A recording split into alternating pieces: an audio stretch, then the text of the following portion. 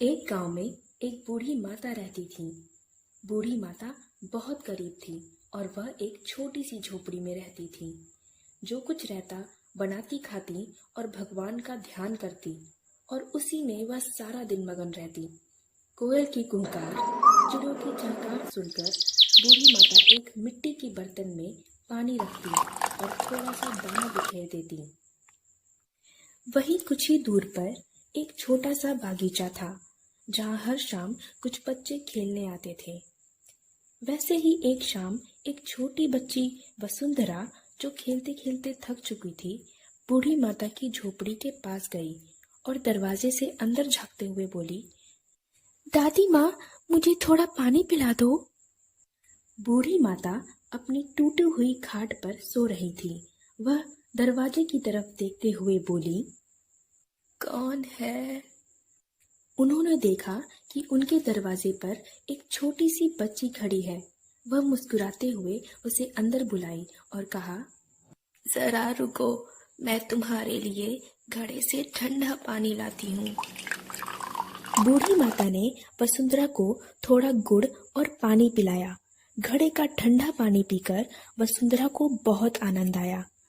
वसुंधरा को देखते हुए बाकी सारे बच्चे भी बूढ़ी माता की झोपड़ी में आ गए। बूढ़ी माता ने उन सभी को गुड़ और ठंडा पानी पिलाया। थोड़ी देर बाद वसुंधरा बूढ़ी माता से पूछती है, दादी माँ, क्या आप यहाँ अकेली रहती हैं? बूढ़ी दादी ने बोला, हाँ, मैं यहाँ अकेली रहती हूँ। दया करके कोई कुछ दे देता है तो वही बनाकर खा लेती हूँ। वसुंधरा देखती है कि वही रखी हुई मिट्टी के बर्तन में कुछ आटा और दाल रखी हुई थी। उस दिन बूढ़ी माता की तबीयत भी कुछ खराब थी। ये देखते हुए वसुंधरा बोली, दादी माँ, आपकी तबीयत आज कुछ ठीक नहीं लग रही, इसीलिए मैं आज आपके लिए खाना बना देती हूँ। वसुंधरा और बाकी सारे बच्चे मिलकर दादी माता के लिए खाना बनाते हैं और वह उनका पैर और सिर भी दबाते हैं। वसुंधरा को वह जगह बहुत अच्छी लग रही थी।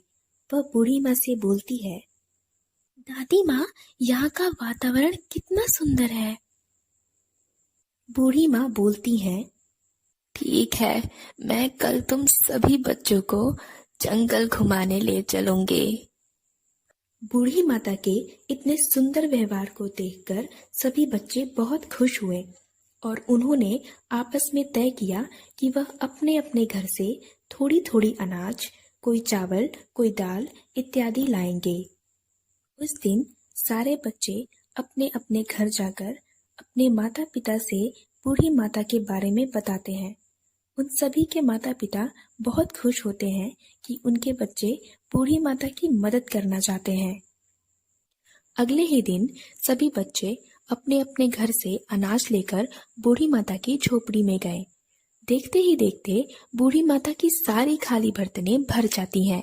यह देख वह बहुत प्रसन्न होती हैं और सभी बच्चों को ढेर सारा आशीर्वाद देती हैं।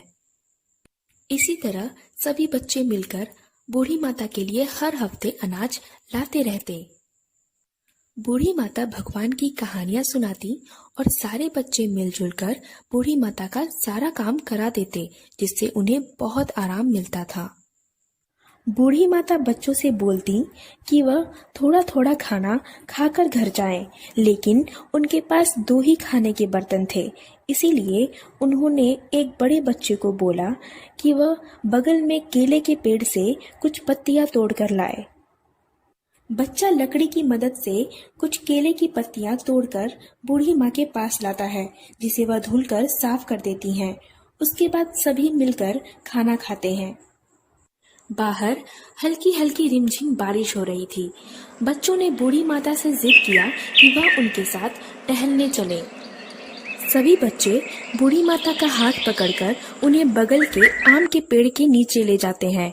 वह सभी वहां झूम झूम कर खेलने लगते हैं और बूढ़ी माता वहीं बैठकर उन्हें देखती रहती हैं। थोड़ी देर बाद बूढ़ी माता पेड़ से गिरे हुए कुछ आम बच्चों के लिए उठाने जाती हैं। अभी थोड़ी ही आम उठाई थी कि मिट्टी की चिकनाहट के कारण उनका पांव फिसल जाता है हे और भगवान! बूढ़ी माँ जमीन पर गिर जाती हैं।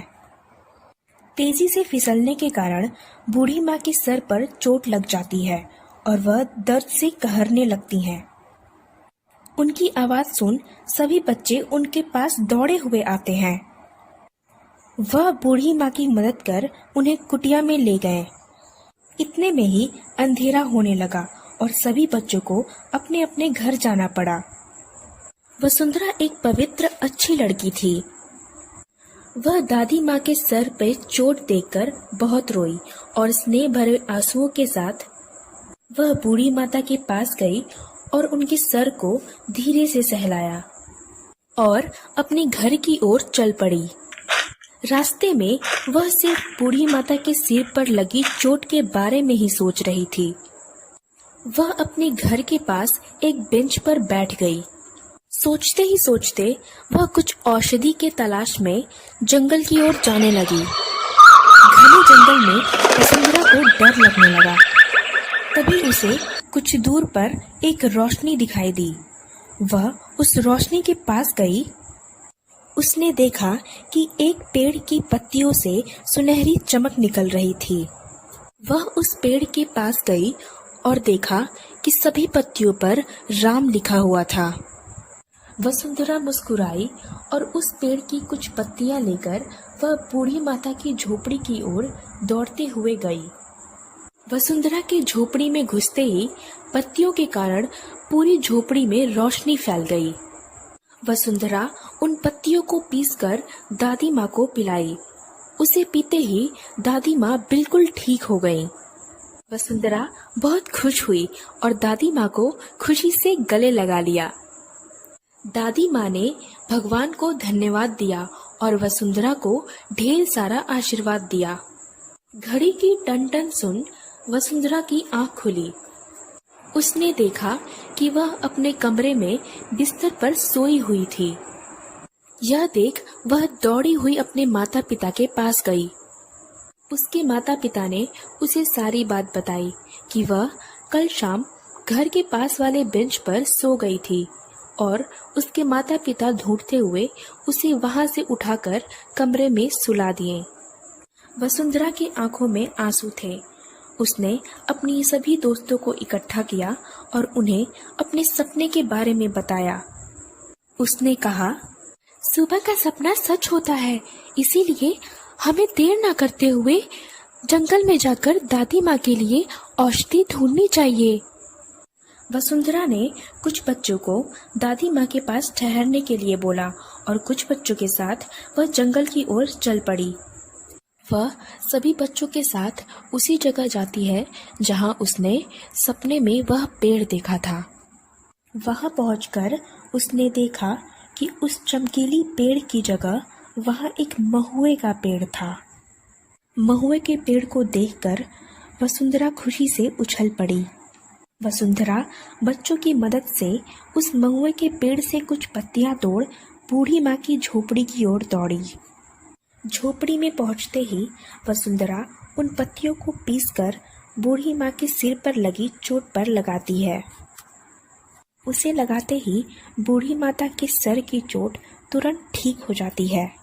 बूढ़ी माँ दर्द से आराम मिलने पर उठकर बैठ जाती हैं और ईश्वर को धन्यवाद देते हुए सभी बच्चों को गले लगा लेती हैं। बूढ़ी माँ की आंखों में आंसू थे। उन्होंने वसुंधरा को पास बुलाया और उसकी सर पर अपना हाथ फेर उसे ईश्वर की सच्ची बच्ची बोल उसे आशीर्वाद दिया।